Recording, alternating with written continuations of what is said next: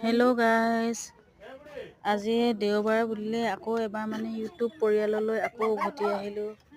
এয়া দেখিছেই নহয়, আলহীৰ কাৰণে যা যোগাৰখিনি কৰি আছোঁ। মাছৰ আঞ্জা বনাইছোঁ, লগতে নিৰামিষ ভাজি এটা।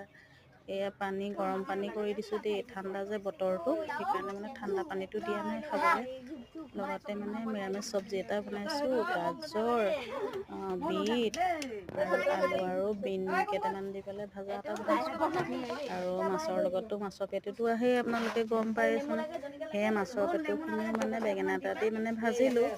আৰু লগতে এইয়া ধনিয়া আৰু আপোনাৰ লাই শাক ঘৰৰে আছিলে।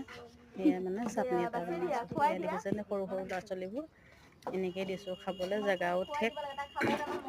গতিকে যোনে যেনেকৈ পাৰিছে খাইছে আৰু ডাঙৰখিনিকো এনেকেই দিছোঁ।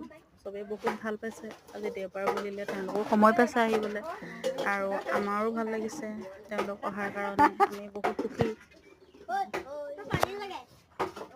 গতিকে দেখিছে নহয়, মাহীয়েকে এনেকৈ